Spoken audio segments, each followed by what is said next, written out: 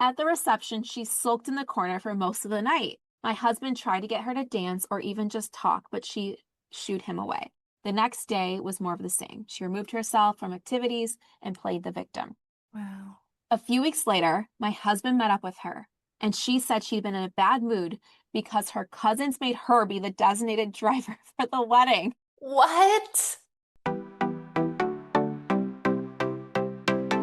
Hi, Brianna. Thank you for coming on. Yes, thank you. This is my first podcast I've ever done, so it's an honor. Oh, I'm so excited. I love when people tell me that because I feel like it's this big, scary thing. But then once you do it, you're just like, oh, we're just hanging out. Like it's just like a Zoom Totally. chat. I know. Well, and I was like, okay, she seems cool, personable. I felt more relaxed. So this is a good intro for me. Good, good. I feel like it takes a lot of people back to like 2020 when we all were like on Zoom calls, even like Yes. for family and stuff. I remember like doing Christmas one year. My dad had COVID. So we just all were on Zoom for Christmas and just hanging out that way Yes. because that was the time. Yes. So true. So, for anyone that is not familiar with you or hasn't seen your content, can you just tell us a little bit about you and what you do? Sure. So I originally started making content over on TikTok and kind of like found my people over there. I do it a lot of motherhood, millennial related type content, comedy stuff. I also do like more political content, especially in regards to like being a mom. So I made my way over to Instagram eventually, and I found like some great people over here too. So it's been really fun. I have 5 kids, all boys. So it's like chaotic household, but really fun. They're all under, let's see, my oldest is 10, so they're all pretty close together, but crazy house. And then I'm also a therapist. So I have a private practice that I do part-time. And yeah, I have a very busy, full life. Wow, when they say like moms, you can like do it all. You are literally doing it all. That is amazing. I'm trying. Did I hear correctly that you're a perimental therapist? Was that? Perinatal mental health. So all postpartum, but also like before having kids. So any person who is trying to conceive, is postpartum, is pregnant, but it's also like if people have gone through like losses, like I'll see them as clients as well. So that's like my specialization, I would say. I basically say I see teen girls and moms and everything in between. So women in general is kind of my thing and who I love seeing. And well, I had a really great experience and a really not great experience as a teenager seeing a counselor, and the good one made me want to be a therapist because I was like, oh, this could actually be really helpful. So I really love seeing teen girls now because I know it's a rough time, especially now to be a teen girl. So it's nice Yeah. to be a No, safe place for them. yeah, I feel like that's so powerful. I was just talking to someone about how I feel like the stigma with therapy has changed so much. And I don't know if that's with like millennials, like growing up and being like, no, this is good. We need to talk about our feelings. Because I feel like when we were kids, it was like, oh, therapy, like that's scary. But now I feel like we're all like, Yeah, I remember in college signing up for therapy because I was like, I need to talk to we somebody. need this. Yeah. Yes, yes. So different than it used to be. And even like the town I live in is, it's not that small, but it's like small town vibes. Like if you go to the grocery store, you're probably going to see someone you know. That's just kind of how it goes. And so I always tell my clients, like, hey, if I see you, then you're welcome to say hi to me, but I can't say hi to you first because of confidentiality. And I remember when I first started out, I saw, and this still happens. If I see a teen girl, I would have never done this as a teen girl. They will see me in public and they'll be like, that's my therapist, guys, that's my therapist. Like, no shame amazingly. Like I love it so much. And I'm like, wow, that's so different. Like I think even growing up when I had a therapist, I wasn't embarrassed necessarily, but I was like, oh, I don't want someone to think something is wrong with me. Something is wrong with all of us. But it's so different now in a really cool way. So I'm hoping as that generation goes into adulthood, we'll see it even change even more. Yeah. I think it's good with helping to like process your emotions, help to process like what's going on in the world, whether it's big scale or small scale. And I just love the conversation around therapy and how like beneficial and helpful it can be. Yes, totally. The tides are changing for sure there, which is really nice. And I think it's good for everybody. You don't need to have necessarily like, I mean, you can obviously go to therapy for anything, but it can just be daily life that you just want someone to chat with. And I think that's changing, which is really awesome. Yeah, that's really great. So your content, like I feel like you have such a wide range that you talk about in your content. Like you said, you talk about like motherhood, politics, therapy, comedy. And so Yeah. how do you kind of decide? Do you plan out your content? Do you just decide what's like heavy on your heart that day? How do you kind of lean into what makes sense for you, I guess? Sure. So I think consistency to me is more important than like finding a niche necessarily. Like I know some people they make content only about one thing and they're audience comes to them for that. But I think I realized that I was posting different types of content and people liked what I was offering. So I was like, okay, if I'm there, they like it. That's good, right? Which helps me a lot because I have a lot of different like hats I wear, I guess. So it feels less limiting to me that I can be like, okay, and talk about being a mom. I can talk about, whatever, my thrifting finds. I can talk about politics. I do have some planning. Like I did a little series, like a podcast, if like women podcasted like men. So that was a little bit more intentional that I was like, okay, let me kind of like write this out. But I feel like the videos that have gotten the most traction or like that people really like are the ones that I just have an idea and I'm like, I'm just going to record this real quick and see what people think. So that's worked for me. Obviously, there has to be some intentionality there, but I kind of just share whatever pops into my head. And personally, I know it's like you want your content to be shared to people. Like you want people to see it, you want people to appreciate it. And like that translates to likes and shares and all that. And that's important. But I don't really care that much about that. Like I'm like, I just want to put what I like out there. And if someone else likes it, that's awesome. I'm not really like offended if it's like a video doesn't go well. I'm like, well, I thought it was funny, so it's fine. Yeah. And I think honestly, I feel like that's like the secret to it because if you're not enjoying what you're doing or what you're creating, it's going to seem so much more of a hassle or like work than Totally. putting out joy or putting out important information to people. Yeah. Because you see that where people like really struggle with what they're putting out there because it's like they have to put on this like show for everybody. And it's like that can be a lot for sure.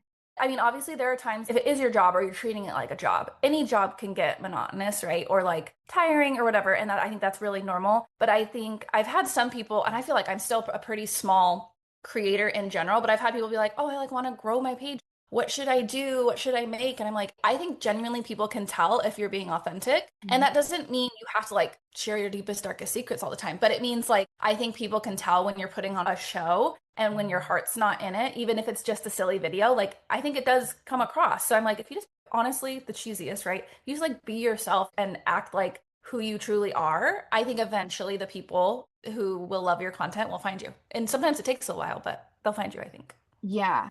I do some like social media, like consulting on the side. I've worked in social media and marketing for years now. And I always feel like people get very caught up in like, they're like, oh, well, it's doing well, but how do I go viral? How do I go viral? Yeah. How do I boom? And I'm like, just be consistent and the right people will Yeah. find you. Because if right now you have 100 followers, just picture 100 people in a room. That's amazing. They're excited about it. Yes. So if you're Yes. always like, wait, I want to look out there, then the people in front of you are gonna be like, well, they don't care about me. So Right. it's very Yeah. easy to be like, how do I go viral?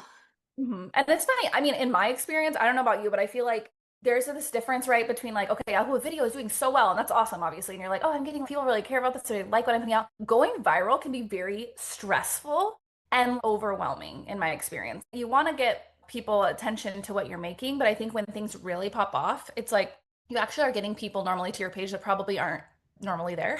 And so that doesn't always translate to like actually that feels nice because it's like, oh, you get everybody on the internet looking at your stuff. So I feel like slow and steady, even though it can be really difficult to be like, oh, some people are just like their follower count is exploding or they're getting all these deals or whatever, whatever you're trying to get. I think the slow and steady thing is that's how you get people who really care about what you're posting and it feels more like a community. And I think that's what most people trying to build their pages are looking for. But I get that we're such an immediate gratification society. It's hard to hold on to that sometimes. Yeah. And I'm sure too, with like posting more political stuff too, people are very like, I'm sure you get trolls and like anytime I post Oh, something political, I get people messaging me or I get people yeah. commenting like, don't go political, don't do this. And I'm like, Yeah. hey, newsflash, everything is political. Everything's political. Sorry.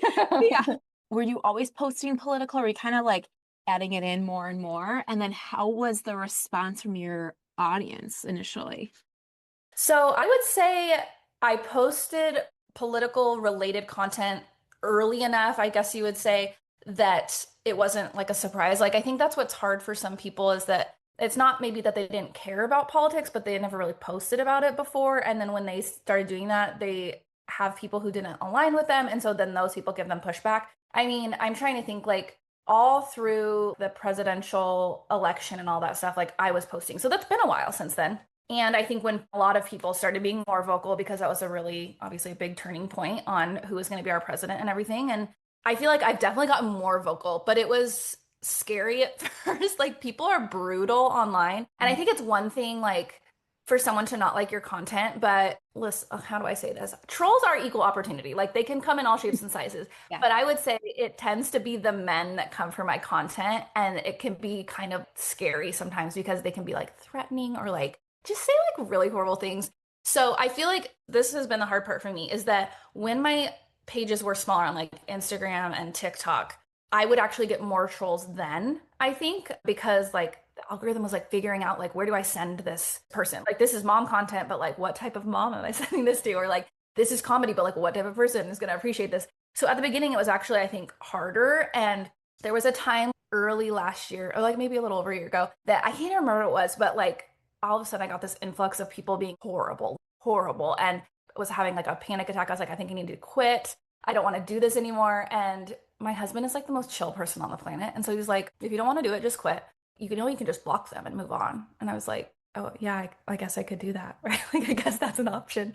So I honestly, my husband and I are very different, but in that aspect, I was like, I'm gonna do whatever my husband would do. And so I just like block people. I try and, I don't do a ton of like strategy, like social media strategy, but I'm like, I use hashtags that maybe will get people to my page. And I just try my best to like ignore the negative stuff. But I would say it feels like about 90% of what I get feedback wise is positive. So that really does help. But I think, people are really brave on the internet to say really hateful things, especially it's like the faceless profiles, whatever. And I think if it's like, if someone's going to call me a name, just block and move on. And I think I've gotten better at that as time's gone on. But at first it would kind of take me out. I was like, why are they being so mean? Why are they calling me this? But now I'm like, whatever. Yeah. Thanks for the engagement, I guess. I know, you have to let it roll. I know, I start kind of telling myself, I'm like, they are a lonely and insecure person or something. If someone's gonna come after 100%. you online, be a keyboard warrior, like they've got their own issues, and I'm just gonna be like, okay. Because yeah, I'd be the same thing. Like in the beginning, it's something would like really affect me, and my husband would see it instantly. And while in Yeah. person, he's a very chill person, he's like, give me their name, let me message them. I'm like, no, Right. this is why you Yeah. can't. Oh, yeah. Totally. Totally. Like someone would say something and just like pick on me, or like if I like replied to something in the way they didn't want me to reply, they'd be like, oh wow, like blah blah blah, and they'd come after me for like standing up for myself. And yeah, Yeah. I think that's the hard thing too about like then I would just start to like bite my tongue. I'd be like, you know what, I'm not gonna even waste my time replying to you. Right. Like one time Exactly.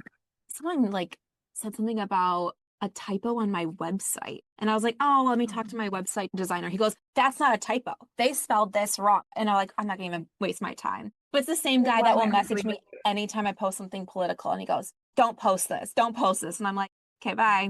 I don't care, Jim from Like, California, who wherever even you're are from. you?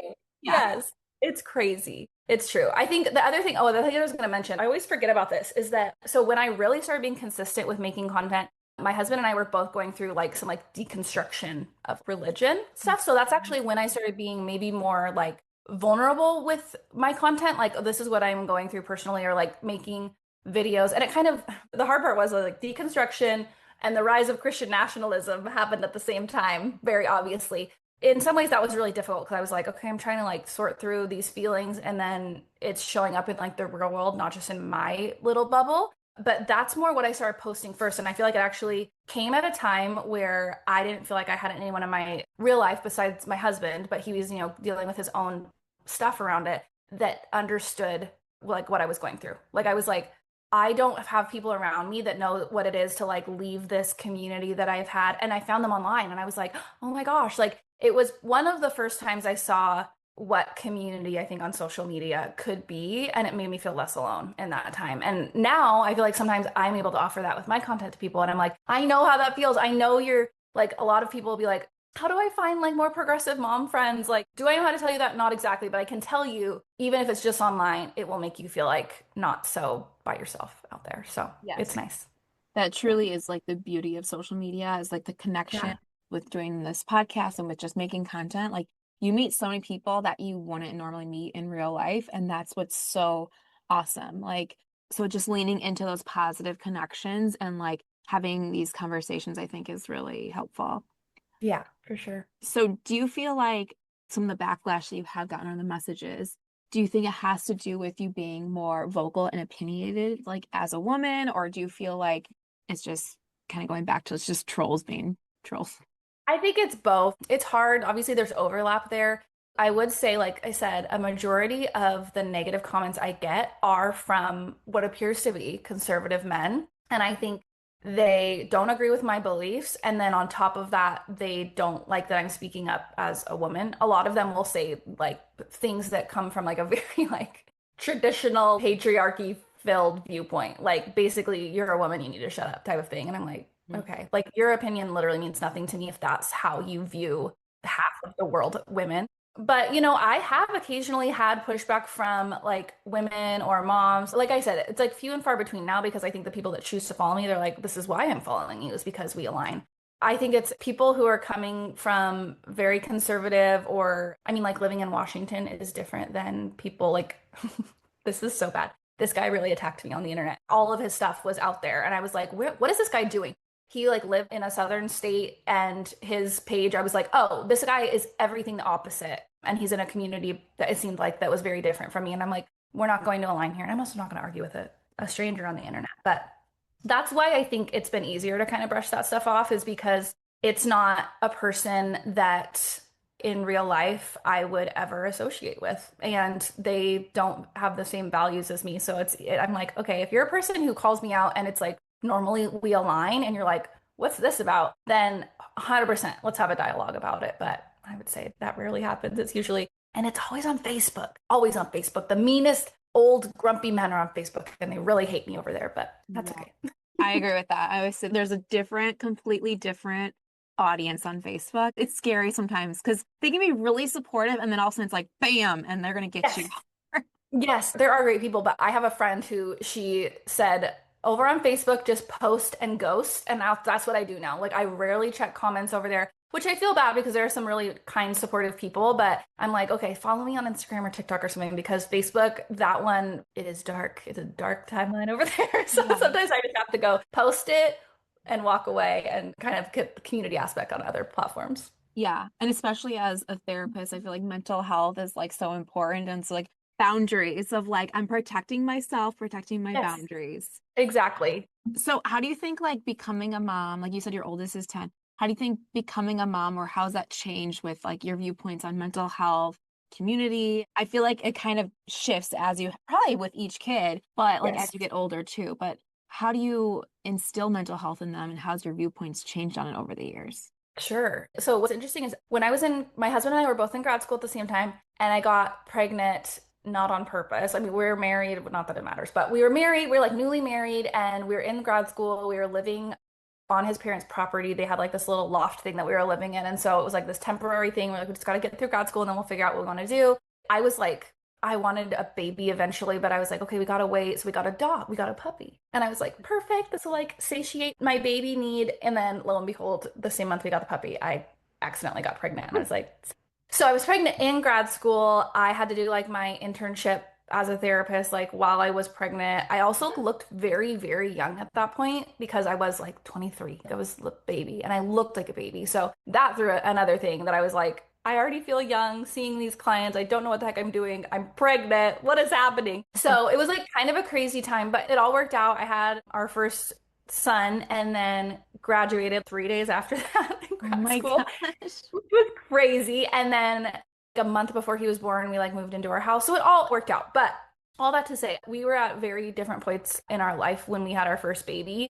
And while I think like in comparison to a lot of like maybe evangelical people, we were a little bit more progressive, we still were on the conservative side. So I would say that's been one of the biggest changes, is my viewpoints from when I was a new mom till now just have changed a lot. And even just like becoming a mom, knowing how hard it is and like wonderful, of course, but I'm like, I really think you want to be able to choose this, because there are hard days where even if you wanted it, you're like, I want to run away for a day, right? So I think everyone should have that choice. So I think that's been super, super impactful on me, is just seeing how hard it is, even with all of like the resources and support I have, and not everyone has that. So I started a therapist, and I've always worked part-time because we've always had a baby or toddler or both at home, and childcare is so expensive. So I opened my private practice, did all of that. But I think as my political leanings became more progressive, that really helped me as a therapist. There was never anyone I would have like turned away as a client or anything. But I think at the beginning, there were times where I felt kind of like,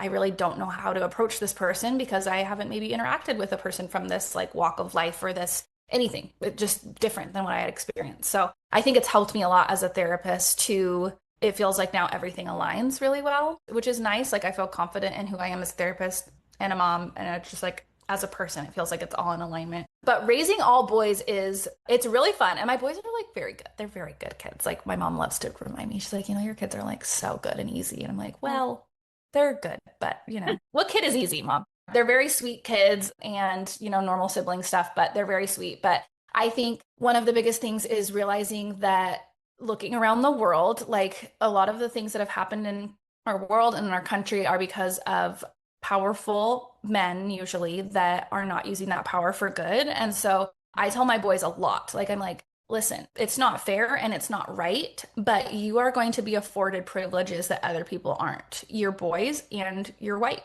And that, unfortunately, is going to put you in a position, even if you didn't earn it. So you have to do something good with that. I'm thankful, so we lived next to the town that I grew up in. I love it. But the schools that I went to and the high school I went to was like no diversity ever. It was very just homogenous. So now I'm very thankful they go to a different district. They are exposed to all different types of people, different languages, different cultures. Like to them, it's very much more normal than it was for me at that age. And I think that helps a ton. But we really try to just be open with emotions and it's okay to be sad. Being a boy doesn't mean you can't cry or one of my kids, I won't say which one, but he gets made fun of because he really likes pink. So silly, but still, which I was very shocked by that. People are mean to him at school sometimes. I am thankful that we've had conversations where he most of the time feels confident that he's like, who cares? I like what I like. Girls can like blue, I can like pink. But I think sometimes we forget as much progress as we've made as a society is that there are still a lot of stereotypes and pushback. And obviously girls deal with so much, but I'm on the boy end of the spectrum. So I'm like, okay, I want to just make sure that all the masculinity that we're modeling to you is not the toxic kind. Yeah. So we're trying our best. No, I love that. I feel like millennial parents, and again, every time I say this, I have to make sure I'm saying, I'm like, I don't think other generations are bad parents. Like everyone has No, but our generation is learning. a little different. Yeah. I feel like millennials are really good about emotions and empowering emotions. Yes. Because I feel like we heard a lot of times growing up, don't cry or toughen up, whether boy or girl, whatever. But even seeing my husband with my daughter and being like, it's okay. Why are you sad? It's okay to be sad. Name your emotions. And I feel like that's something I would say if I have a girl, so I can't relate to the boy aspect, but I feel like too, it's important when you talk about embracing other cultures and languages. I was talking about this recently in a post where people said I got too political. When we go to the library every week, I make sure we get books with kids that look different than them or characters that look different than her. Or we just got bilingual books this week and last week. We're starting to do more of that so she can pick up on words. And it's little things like that. It's so easy to do. But I'm just making that effort to show hey, let's embrace other cultures and other backgrounds so you don't turn 25 years old and you've never met anybody that looks different than you or had a friend that looks different than you. It's so important with this next generation. And I feel like that is something that I am noticing with millennial parents that it's very general. It's a very general thing. But we're trying to be more intentional, I think. And this is not what you're saying, just to be clear, what I'm about to say is I think that sometimes people feel judged by millennial parents that were like, oh, we're trying to do these things. And they're like, well, we tried our best. And I agree. But I think if you just trace, and this is obviously painting with a really big paintbrush here, but if you just trace back the generations of parents, I think most parents did the best they could, but they were given very limited tools to do what they could in their parenting. My parents, I am not critical of them. They did the best they could, but they were raised by parents who weren't even ever allowed to say how they felt ever. Yeah. So when I had big emotions and maybe I got, sent to my room a lot or whatever, was that the best option? No, probably not. But the fact that I could say how I felt, that was progress, right? Yeah. So I think that it's culminating more and more. And what I think is really interesting too is millennials are thus far, the only generation that is not becoming more conservative with age. And I think that translates to our parenting, that we're we will let you have these feelings. It's not just children need to be seen and not heard or whatever the thing is. So I think it's all kind of coming together. The hard part is I think because millennials are so in touch with this, we're always so worried about oh my gosh, we're traumatizing our kids. And we probably are. We are. Okay. We are. Yeah. Your kid's going to need therapy for something. But I think the fact that you just said that we're learning, that is different than, again, broad strokes, many previous generations of parents, is that there wasn't the openness to say I was wrong. And I think if we can start from that place of like, we are also learning to be parents, we're learning each individual child, what you need, then at least in the future, it's not hopefully that our kids will just hold it against us for our mistakes. We get that you've always been open. And so that matters a lot. It matters a lot. That was so well said because I've had similar conversations before with people about that. It's just like becoming a parent myself too has given me more sympathy for like my parents and other generations too, because you made a great point. Like even talking to my dad about his parents' generation and his grandparents, like it was so different. Yeah, it's like so they kind of took those tools and made it better, and they took those tools and made it better. Because yeah, like I remember my dad being like, not to get too personal, I don't share a lot of personal stuff. You couldn't even like crack a joke at the dinner table growing up. Like it was serious. Like you sit We're down, eating. yeah. We're not If you singing. like We're burped not at the joking. table, yeah. Yeah. If you burped or anything, you were like Yeah. punished. You were off. Right. And Right. so my dad's like, I never want to be that way with you guys because like dinner should Hmm. be fun. We should be hanging out, whatever. And so just hearing them talk about that, I feel like we're always trying to like see what our parents did and how we could be better. Not saying they were bad, just saying like No. how can we Yeah. take that and then apply those tools. Exactly. Yeah, I I think think that's what that's everyone's trying to do. And that's the goal in general, not just parenting, right? But I think sometimes it can be hard because it feels like other generations feel like, oh, like you guys are being so critical. And I think the criticism doesn't have to, I mean, sometimes it is warranted if it's like a really negative thing. But I think we can look and just say, we know more now. We have more resource. Like our generation of parents has so many resources, which can be overwhelming. But like my mom couldn't hop on Google and look and say like, what the heck do I do when my kid does this? Or like she didn't have the community besides her next door neighbors to figure out like what happens when my kid comes home and says this thing. And while sometimes I envy that, I think we just have more resources now. And so we're just trying to utilize those. And yeah, it's not everyone before us was bad by any means. I think it's just like we would hope our kids become even better parents than we are, right? yeah. So, like, Yeah. I know. Yeah, it's funny you said about like to like talking to your kids and you're like, what am I doing right now to because like yes, I'm already an overthinker and then being like yeah, a parent, I'll be like, I see myself in her sometimes and I'll be like, oh my gosh. And I'll be like, I'm sorry I said it that way. I'm like, I should say it like this. Or like, I don't know if you've ever seen that SNL skit. I think it's Kristen Stewart. And she's like trying to compliment a kid other than like, oh, you look pretty in that dress. You're so smart. I try to like correct myself because I'll be like, you're such a pretty princess. And I'm like, and you you're are like, wait, a no, but genius. that's not the only thing good about you. I know Your it's so brain. Yeah. yes. Well, and I feel like for a while, and there's nothing wrong with that, but I think for a while the pendulum kind of swung so far the other way that it felt like if you praised your kids at all, it was negative. Like they were like, no, because they have to Yeah. have like the growth mindset. All of that is true, but I think if you are, which you are, I can just tell even from talking to you, if you're raising your kids and looking at them holistically, like they're an entire person, it's fine to tell your daughter, oh my gosh, you're such a pretty princess, fine. But I think what happened with in some people's, childhoods, or especially like years and years ago, decades ago, is that that was like the only thing that girls were praised for, or, eldest daughter syndrome. You only were like, you did well, and so we praised your accomplishments, and so that's it. And I think Focused if you're on being that. intentional, it's pretty easy if you're just treating your kid like a person that you're going to recognize all those parts of them. But Right. but I get you're like, oh wait, that's bad, right? Did I just harm you for life? Are you going to go to therapy for this one Right. day? We'd It's watch like hard. Disney movies or something, and I'm like, I learned about Disney movies, and I'm like, she had Stockholm syndrome because he Yeah. locked her up. So we'll watch Beauty and the Beast. I'm like, yeah, it's a great movie, but remember, if a man acts this way towards you, that's not normal. It is not for real life. Well, and the thing that I tell my clients and myself, honestly, all the time is that I get like with the awareness of knowing how everyone or like our kids are impacted by our behavior, we get really worried about what's happening. And we think sometimes it's like, oh no, I yelled at my kid or I said something wrong or this is what I'm guilty of. Sometimes I send my kids to their room and I'm like, oh, I probably should have talked to them, but I got dysregulated in that moment. I like couldn't handle it. And so what I tell people is that when that happens, when there's some sort of like rupture of the connection, that's what they call it in like the relationship, there's a rupture. So it could be like yelling at your kid, it could be not noticing their bid for attention, it could be sending them to their room when it should have been a conversation. That part feels bad. And that's where we kind of get stuck sometimes, right? We're like, oh my God, what did I just do? They're going to carry this with them forever.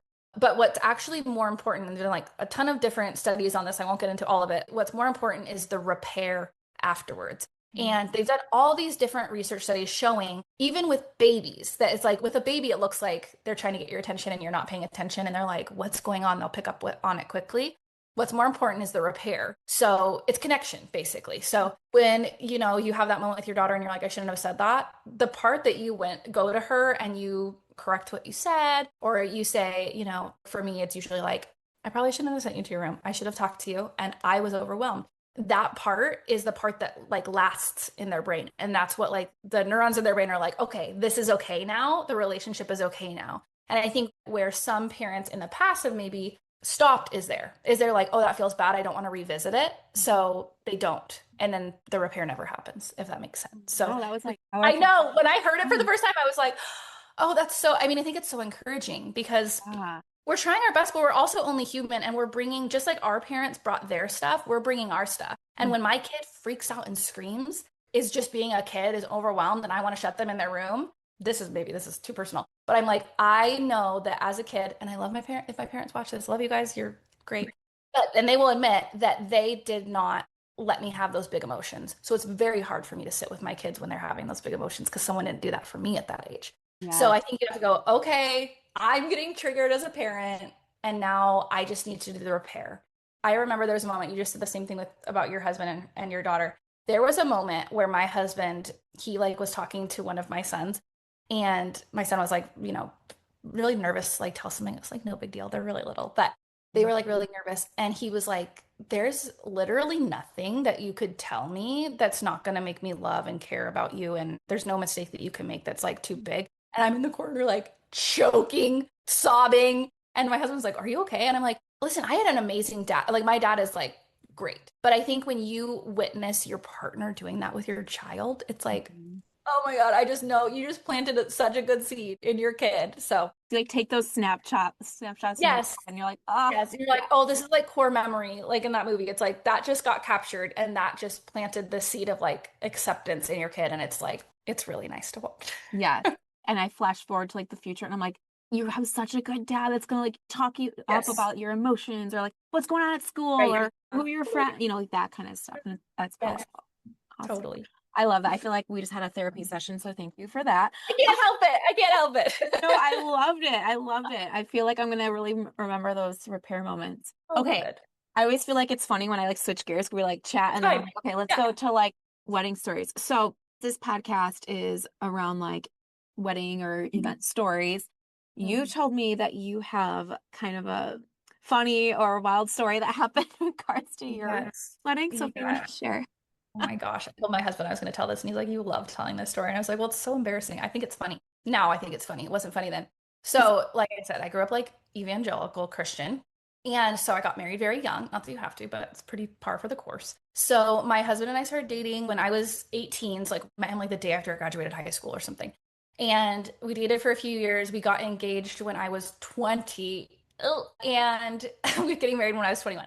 He's like 2.5 or 3 years older than me. Anyway, all that to say, so part of like the thing, I don't know if people still do this, but it was like a big thing to do boudoir photos when I was getting married. And especially, I think, kind of from like the Christian bubble, it was like, oh, you're like allowed to do this stuff now. Now you can be promiscuous. So I had this friend, love her, and she laughs about this. I laugh about this. This is no shade to her. She did our photos for our engagement. We even had done some like model faux engagement photos for her, like modeling before we were even engaged. Known her forever. She's like my youth group leader. So knew her for a long time. And she took all of our pictures. She took my boudoir photo. She said, I want to gift this to you for your husband once you're married. You can do these photos, whatever. Wedding photos, everything. So I took them and I was so insecure at the time. I like didn't look at them because I was like, I like looked at one and I was like, I hate my body. I like was the hottest I've ever been though. So that's depressing. But I was like, oh God, I can't look at these. So didn't really pay attention to them. Got married, went on our honeymoon. We got back from our honeymoon and we had the like preview gallery of our wedding photos. And she was like, hey, here's your preview. If you want to like send these to your friends and family, you're welcome to. Obviously, you'll get a full gallery, but this has some of like your family if they want to like put them on Facebook or whatever you're using back then. And so I like emailed out the link to everybody. Apparently, she used this like hosting site. Mhm. And so none of it was supposed to be linked to other photo shoots, except for on her end. But somehow my father-in-law was looking at the picture. My father-in-law. Let me look at the picture. He pressed like back on his browser and he was trying to go to like all the preview photos, but it took him to every photo she had ever taken of me. And so he like all of a sudden gets like all of these thumbnails of me in, I mean, look, I was in lingerie, but still with lingerie. I'm like with my husband, and we had like just gotten home to like our little tiny apartment. My husband's like, oh, hold on, my dad's calling me. He picks up. He's like, hey, what's up? And I like look at my husband's face, and my husband's like, oh my God. And I'm like, what's happening?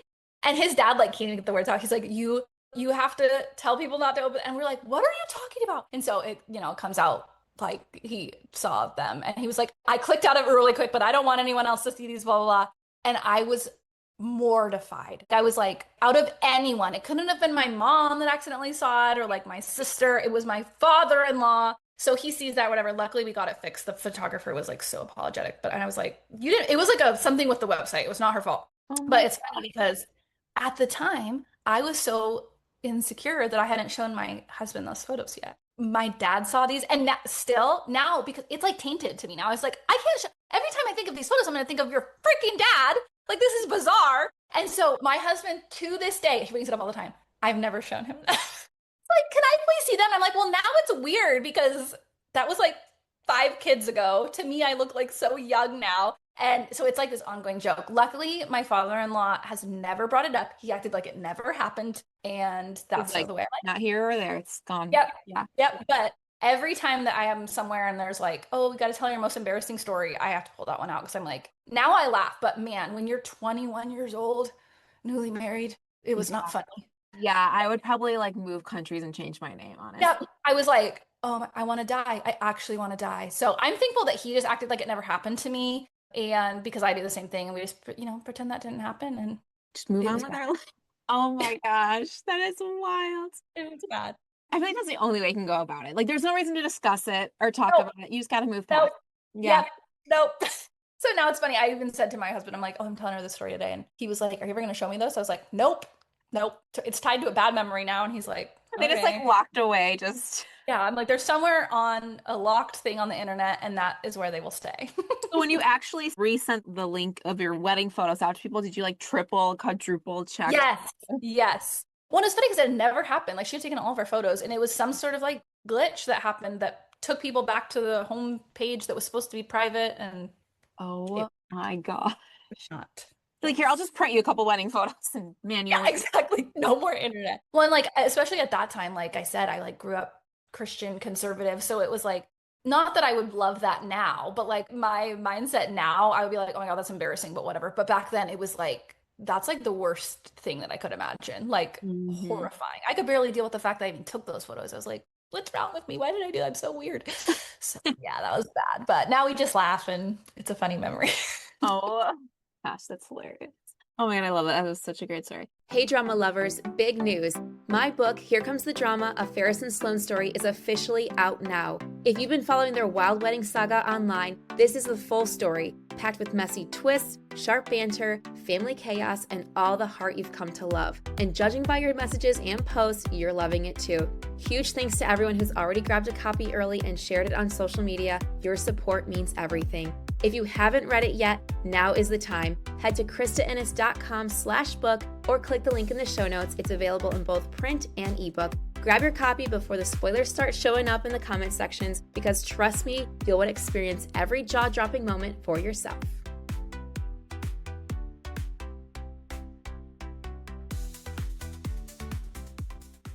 Okay, so I'm gonna do a little red light, green light. This is about wedding-ish related, and then we'll do our Yes. story submission. Okay. Okay. So just answer with red light or green light. Eloping without telling anyone. Ooh, green light. I like Not that. inviting someone who didn't invite you to their wedding. Green light. Calling out a guest publicly for rude behavior. Ooh, red light. Can't do that. I'd be too embarrassed. I know. I feel like for me, it would depend on the situation. I guess it depends what the behavior is. Yeah. Right? I once went to a wedding where the best man was literally so wasted and no one would stop him with his rambling speech. And that's where that should have been a call out. Like, because like there were like hundreds of people and we were all just watching as he told embarrassing stories about the bride. No. And I was like, someone take this man off the stage and take his microphone. I know. When It I was- heard that, I'm like, why are they not unplugging the mic and be like, hey, thanks, bye. I know. And I'm like, I'm just a random guest. Like, if it were my friend, I would have, intervened. But I'm like, Yeah. it was so bad. And the bride was like dying inside. And I was like, yeah, that's the time that's a call out. That's a call out for sure. Yeah. I was at a wedding once where the maid of honor said something about her friend, the bride, only marrying for money. But it was funny because, well, I don't know if I want to say too much, but it was an old boss who no Oh one God. liked. So I was Yeah. like, It's like you're like, it was like a terrible I know. boss, toxic. So I was Deserved like, that a oh, little bit. well, I'm not surprised. Yeah, you're like, I'm not gonna say anything. But she was so Sorry. nice. I was like, I don't know how that happened, but anyway, expecting cash gifts if guests traveled far. I'd say red light. I feel like I guess it was hard too because I got married so young that I like didn't really expect that much. Like I was just like, let's just do this. But I don't know, especially in today's economy, I think if people show up for you, that's pretty nice, you know? Yeah, I know. Something small takes a card. I don't know. I know. I feel like if someone is paying for a flight or a Yeah. hotel or like coming like a long way, I'm like, Expensive. yeah, Yeah. they're coming to spend the day with you. Letting your mom control the guest list because she's paying. My mom did do that. I mean, she let me invite who I wanted, but she's like, we're inviting all these random people. And I was like, okay. I didn't really care, but I feel like, again, I feel like getting married so young, like I didn't care about certain things that I would probably care about if I had gotten married like in my 30s. I think Yeah. I would have more to say there. So I let my mom, green light back then, red light probably now. If it was happening now, I'd probably speak up a little bit more. Yeah. I say that all the time because like I've been with my husband since we were 24. Yeah. I'm 35 now. And we got married when I think I was 31, 30. And I was like, I feel like it's night and day. Same thing. Yes. If I would have gotten married younger, I think I would have had a way bigger wedding party. I think I would have invited a lot more people. It would But be so different. Like now, honestly, and I don't regret having my wedding because I think it was really wonderful and it was really great to have people that like loved us and wanted to celebrate us. But now I'm like, I just value different things. Maybe it's after kids too. I don't know. But I think I would have gone a lot smaller. I would have pared things down. But, you know, I'm happy it happened that way. But you just have a different perspective as you get older, I think. yeah. You know, Right. that's Wedding why prices were elopement. also way different then too. Like Totally. I feel like we just did a wedding story where it happened in 2001. So I was like way younger, obviously, but 2001 Yeah. and the wedding was $16,000. And I was like, that seems so cheap. But Yeah. that was like 25 years ago now, 26 years ago. Right. And so it just keeps going up. It's so Oh, exciting. totally. Because I think like my parents spent a lot of money on our wedding. And now if it were that same, obviously not like with inflation, I think if it were that same amount of money now, it would be like nothing. And that wasn't even that long ago. Like we got married in, when did we get married? 2012? It's a long time. It's just so different now. But I think you can also like back then there were also a little bit like less resources with parenting. There were like less ways you could figure out like where could I buy, like get the best price, all these things. So who knows? But You kind of did what still you knew fun. for weddings. Yeah. Yeah. Yeah. And before Pinterest, probably, which is like, Yeah. That was like just entering the scene when I got married. So I feel like a lot of the things that I had were very Pinteresty. Like I'm like, oh yeah, I yeah. probably pinned that and just copied it. Yes. Oh my God, that's the best. A mother-in-law inviting extra guests without asking. I'd say red light, but my mother-in-law would never. She's good. Yeah. Friends complaining about wedding costs to the bride. Oh, that is a red light. Unless it's really out of control. Like I have heard, I haven't had this experience, but I have heard of like, you know, the bride maybe it has more money, like resources that way, and then the bridesmaids don't. They're in a different stage of life or they, you know, have more expenses going on. So I think you have to be aware. Not everyone has the same budget. Yes. Have open. But complaining to the bride feels gross, right? Yeah. Yeah. Yeah. I don't like that. Just have open communication. If you can't Yeah. do Yeah. it. Yeah. Be clear. Okay. Let's get into this week's story submission. As always, I've not read it yet. So we're going to see what happens. Oh, love it. Yay. My husband helps me out and he picks them, puts them in here. Oh, good. So it'll be a good one. Yeah. Yeah. Okay. So feel free to stop me anytime or we'll just react as we go. All right. Okay. My husband's sister has always been a little intimidating. Even when she was being nice, I always felt like I had to walk on eggshells around her. My husband, however, always said they were extremely close and had a great relationship. So we spent time with her and she even visited us a few times when she lived out of state. On one visit, she came with her boyfriend. He was nice overall, but he definitely came in hot with political views that were very different from ours and ended up arguing with me a bit. It was uncomfortable, but we laughed it off and moved on. Fast forward to the week of our wedding. The day before we were set to leave, about a 5-hour drive with a lot of packing and last-minute prep, she asked my husband to meet up for drinks. He said no because we had too much going on. We had no idea at the time that this would apparently cause so much tension. The first night, we had planned a casual dinner and invited everyone who was already in town. She had a few cousins, all around our age, who were supposed to come. But at the last minute, they said they wouldn't arrive in time and wouldn't see them until the next day. The following day, they were coming to help me set up for a welcome party. I met them at the venue, and while everyone was helpful, I could tell immediately that she was in a mood. Her boyfriend, on the other hand, was wonderful. My sister and my mom kept commenting on how great he was, and we were genuinely grateful for everyone's help. After that, we all went our separate ways until the rehearsal and welcome party. We didn't have a traditional wedding party, so the rehearsal was small, just our parents, my sister, and her kids who were in the wedding, my in-laws, and the friend who was officiating.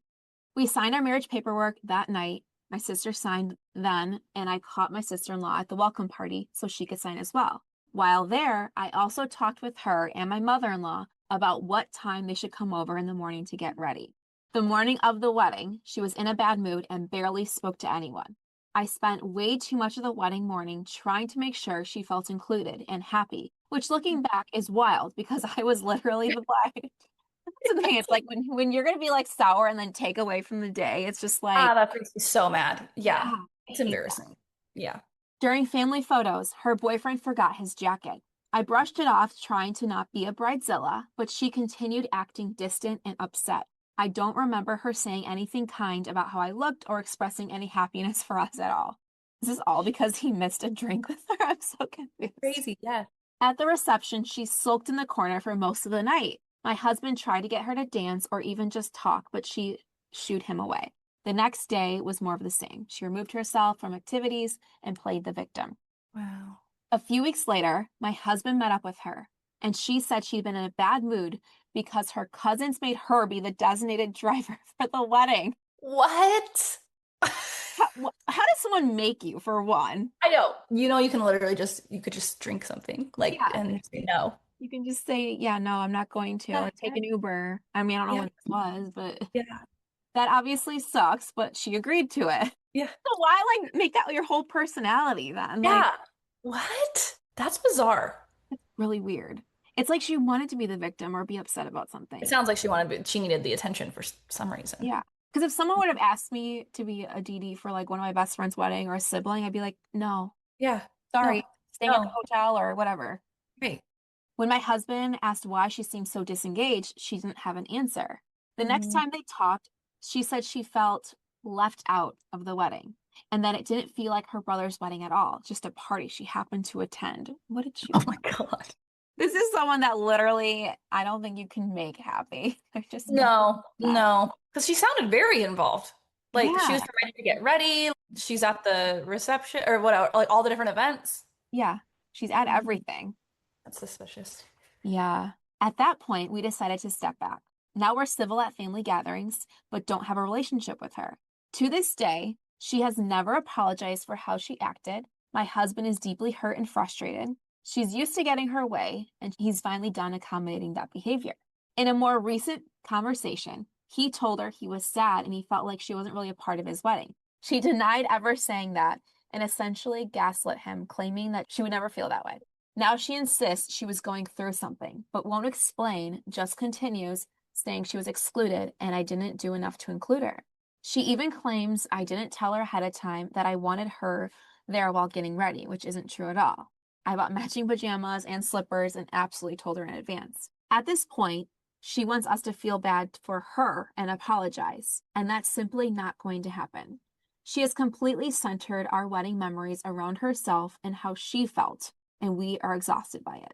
Since stepping back from her, life has been peaceful, no drama, no anxiety about offending her, just calm. His parents aren't happy and keep telling my husband to be the bigger person. Make up. But what's done is done, and he's just done dealing with her. One last detail that adds context. She lived at home until she was 34 and moved out a few months ago, about 5 months after our wedding. We're now 8 months out from the wedding, and I still can't believe she hasn't tried to apologize. It's sad to watch someone play the victim for this long, and I still don't understand how our wedding made her so uncomfortable. But honestly, the whole situation has made me appreciate my own family even more. I feel like I kept waiting for something like to be revealed. Something missing. The bride does not know something. Yeah. They don't know what it is. Because why was that like weird boyfriend all of a sudden like really hands-on? Like was something going with that? Like I thought there was Yeah. gonna be something about him. I thought, especially because she said the thing about his political views at first, I was like, oh, something's going to come up with that Yeah. later. Like, but it seems like they were just surprised that he kind of rubbed them the wrong way and then he was really helpful later. Mhm. Something else is happening. And I wonder, okay, what I wonder is, okay, the husband said he had a really good relationship with the sister, or like he always had. I Yeah. wonder if the marriage somehow disrupted his role in the family. Do you know what I mean? Like all of a sudden because it sounds like once he didn't accommodate her anymore, then she's like, I'm out, which is actually a really normal thing when someone decides not to be in their role in the family, whatever they've always played, then people get upset by that. So I wonder if the relationship was good because he was so accommodating to her all the time and like played to her emotions. Yeah. Especially Yeah. when she added the detail about she lived at home that whole time, like Mhm. up to 34, which, Mhm. no shame. Everyone has their own reasons for, No. stay at Yeah. home. Economy's crazy. But if she still lived at home and maybe he lived at home before living with his girlfriend, we don't know those details. But for sure, like he found a girl, he wants to get married to her, or found a woman, wants to get married to her, and has all these wedding things coming up, realizing that she kind of is taking the back seat. I And think that's the so. most And it's important. like, yes, I feel like this is the type of thing sometimes you hear about, like when you hear like mother-in-law horror stories, like this feels like a different version of that. It's like, oh, all of a sudden you're not the number one or whatever, you're not taking priority. And so immature people, right? Like this sister, a mature person would say, hey, this wedding is happening. I need to say something if I feel left out. Like that would be the mature response, right? But I think immature people, they make themselves, try to make themselves the center of attention, like sulking, right? Like doing all of these things to be like, look at me, I'm so sad, which is very teenager-like, honestly. Not bringing it up until later and then denying it. All of that is just like, to me, just like reeks of insecurity and being like, it's like a tantrum a little bit. It's like an elongated adult tantrum. Yeah, like you should know why I'm acting this way. I'm not Yeah. going to tell you. So Right. check out my cues. Yeah, which And is again, it's very teenager like, but teenagers are allowed to do that because I mean, they can't be, rude or whatever, but like their brains literally, they have to act like that. They don't understand how to do the adult thing, but the sister obviously does. What also gives me pause is that the parents are like to the husband, you need to go apologize. So what that tells me is like that the daughter is the center that's of the that family. dynamic. Mhm. Yeah, it's like we have to accommodate her. And maybe up until now they didn't have a big issue, so it hasn't been obvious, but the big issue is he got married and Yeah. wow. I will say, from what she shared, props to the husband who seems like he took control of the situation. Because I Yeah. think sometimes if it's like a man and a woman married, then the woman sometimes feels like she has to like help manage that, and then she gets called the bad person in the situation. So at least it seems like props to him that he was like, yeah, I'm not doing that. That's great. Yeah. Yeah. I Yeah. know. I love that because you made a really good point. It's like that typical like mother-in-law story we hear where they're like, wait, but I'm the number one woman in your Right. life. Like, right? Yeah. And so there's that weird divide that they can't accept. And so I Mhm. feel like that's a good point because a lot of times in these stories too, like we don't hear about the fiance or the husband and Right. they're Yeah. the bride or the woman in the relationship is like left to deal with the drama. Like he's like, well, sorry, my parents are just weird or my mom's weird, my Yeah, sister's and then weird. she looks like the bad guy that like She's to set the changed boundary. or whatever. Yeah. So good for him there. That's good. I think with people like that, obviously it's just a snapshot of their lives, but I think with people like that, like the sister, you do have to maintain really strong boundaries. And then if you keep them, then they get the choice if they want to be in your life or not while keeping inside of those boundaries. But it sounds like it was the best choice because their life is like peaceful now. It also hasn't been that long since the wedding. It would be interesting to hear like, a couple years from now, especially like if they have kids or something, like if that dynamic changes or how that dynamic changes. Yeah. Yeah. And I feel like too, now I'm going back to the 34 living at home thing too. Yeah. Again, there's different reasons. It's all nuanced, but Yeah. if it's something where she was babied, maybe, and like never actually forced to like go out on your own or get a job, I don't know what other details are. Right. It seemed like pretty pointed that the bride put that in the story. I think if it were like, oh, she had like, she lost her job or whatever, she had some sort of circumstance, she had to live at home, it wouldn't have been worth mentioning. So it Yeah. feels like she lives at home too, wink, wink. Yeah. It wasn't like she went away and came back. It says she lived at Yeah, home until, so I'm getting like she was like the baby, like princess of the family, never totally. had to be Does it say, was forced she out. the older sister or the younger sister? Did it say in there? Let's see. It just The says, sister, I think. I don't think it said. yeah, Yeah. my husband's sister. Yeah, it doesn't really say. It doesn't It say. feels like If it were the older sister, I wonder if she was like, my younger brother is getting married before me or like meeting these milestones before me. And then obviously, if she's the younger one, it could be that like extra like baby of the family, like everyone kind of caters to her and then all of a sudden they're not. But it would be interesting to hear like the birth order there.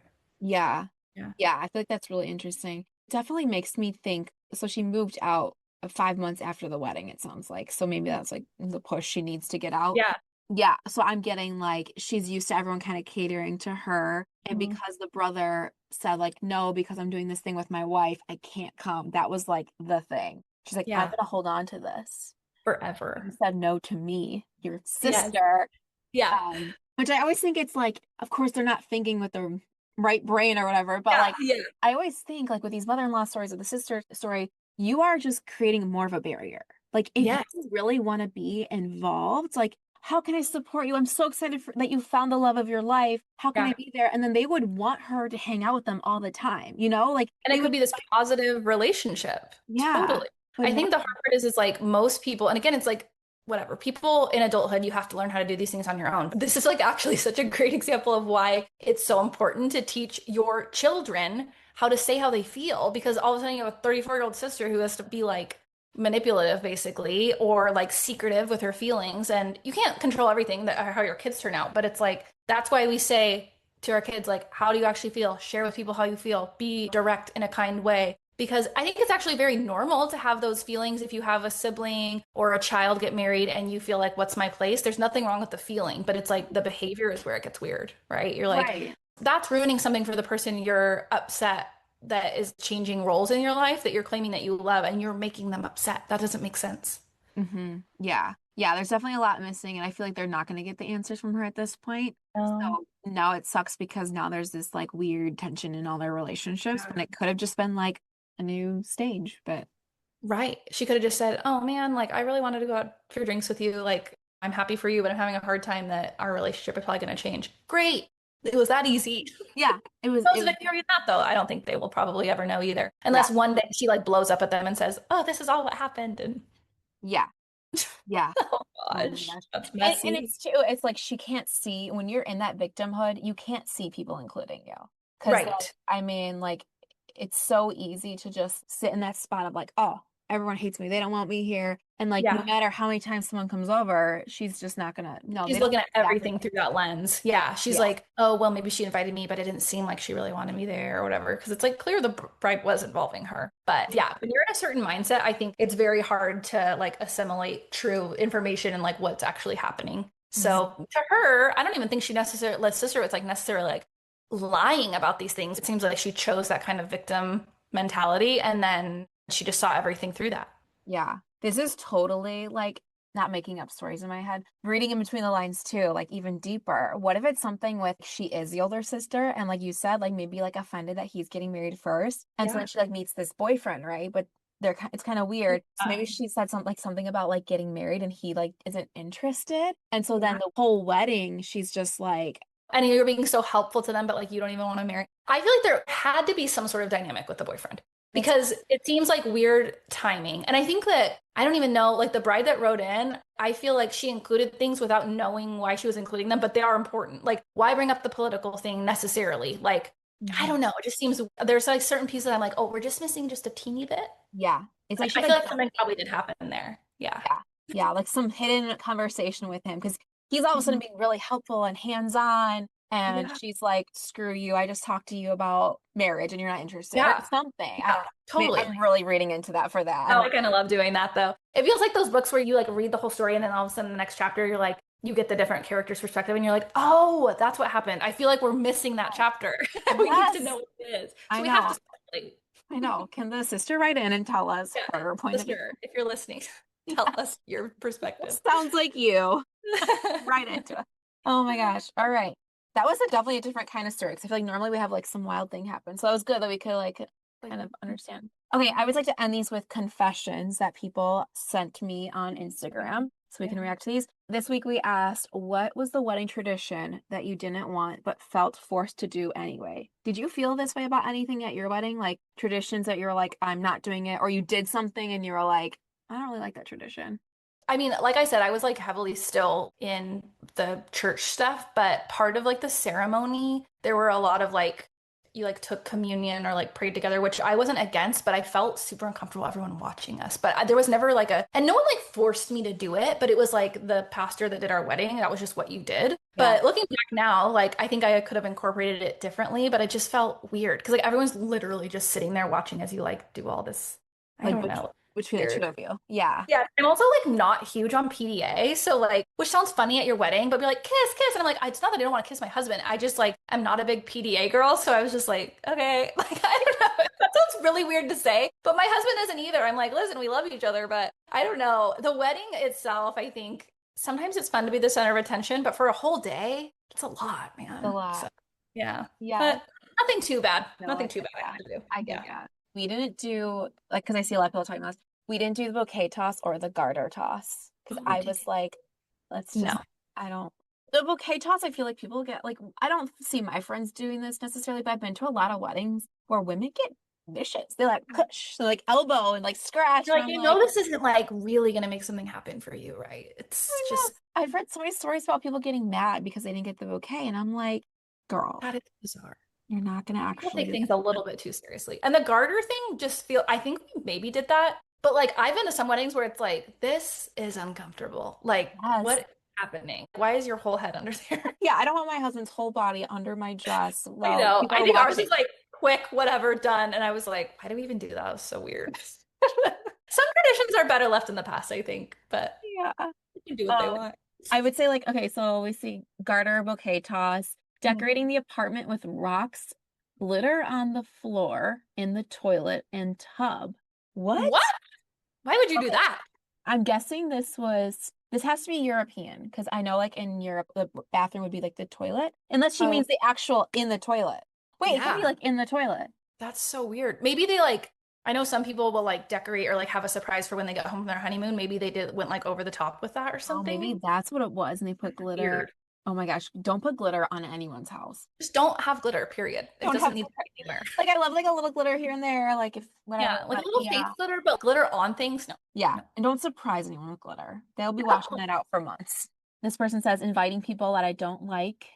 Yeah, that's a tough one. Yeah, you don't want people at your wedding that you don't like. You don't. Well, and then it is hard, like, because I know it's like sometimes there's like family members that aren't your favorite, but also, I don't know. I think especially, and I think again, things that are changing through generations, it's like you used to have to do that because it was like, oh, you have to respect your elders or these family relationships. But I think now more people are like, oh, like I get the choice, just like I wouldn't invite some random person I didn't like. I don't have to invite that person just because they're related by blood. But yes, that's tricky for sure. Yeah, I definitely think people are getting better about boundaries with like, okay, well, we only can fit 100 people. So I'm going to fit the 100 people that I'm closest with. Yeah. I do think like, unless it's like someone that's completely like exiled from the family or like, you know, you don't like see them. I feel like if you're inviting like an uncle, you should invite all aunts and uncle. You know what I mean? Like, otherwise it's kind of weird. One, or cousins of a certain age, you know, whatever. Or totally, you're inviting like friends in a circle. Don't like leave like two out. Yeah, that happen, and then that's really awkward for everybody. That is awkward. Oh, you're going to the wedding? What wedding? You know, that's right. That is awkward. And I feel like it's better to be like, and obviously I know money is a factor, but like if you can afford it and it's part of it, it's better to invite those people and either they don't come or you don't remember that they were there versus people being left out. I feel like I'm always hypersensitive to people being left out. I'm like, just include them. I know. I don't want someone to be left out. This person says, including my sisters in my bridal party. Oh, that's an interesting Sounds like one. drama there. My sister is 6 years younger than me, and I got married really young. So like she was really young. So I think it was, and who knows, maybe those people have drama, but I was happy to have her in my bridal party. But I think looking back, like when I did like my bachelorette, they involved her, which I was happy to have her there. But then obviously we're not like going out to a bar or anything. She was like 15 years old. So I think it was a little tricky with that. But again, maybe different decisions if I was older and right. I think you should have to invite, like if you don't have a close relationship with your sister, I feel like it is kind of weird to have them in your bridal party. Yeah. I feel like there's a lot of pressure from like parents sometimes.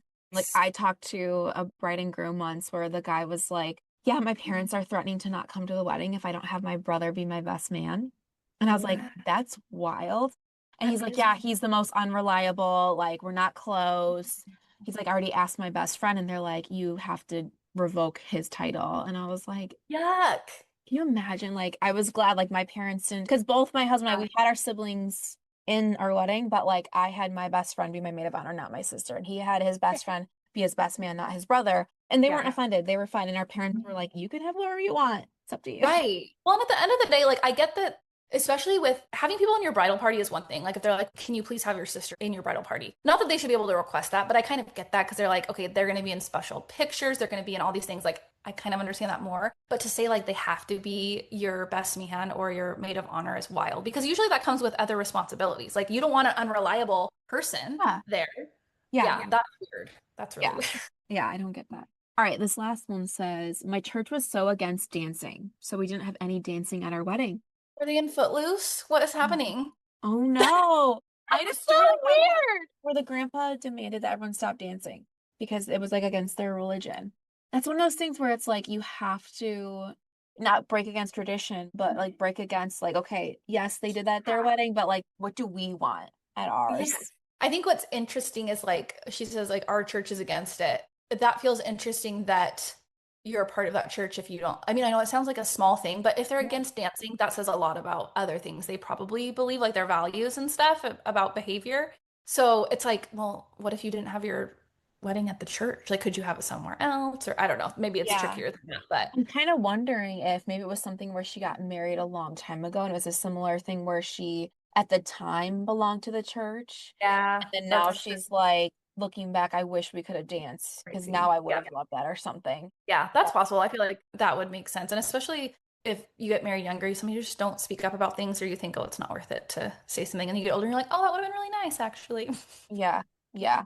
All right. Well, that was interesting. That interesting story. I want to see if I can get like more from that. I know. She's listening. Write in and give us more details. Yes, I know. I need like that big wow moment. Well, thank you so much for coming on. It was so nice meeting you. And I feel like we had such great conversation with different angles and stuff. Again, for everyone that doesn't follow you or haven't seen your content, where can they follow you and what's something exciting that you're working on? Sure. Okay, so my name on all my socials, it's kind of funny, but it's Breezel Weasel. So I don't know if it'll be like in the caption or yeah, we'll add it. But yeah, like I said, I post like mom content, political content, try to make people laugh. And I just got new kittens. So if you want to follow me, even for kitten content, they're literally so cute. I have a lot of people that follow me that feel like maybe the people in their lives, they don't have someone to talk about whatever they're going through. And I feel like it's creating this nice little community. So come and join us. We will welcome you and maybe you'll find your people that way. Awesome. I love it. Well, thanks so much again for coming on. Yes, thank you.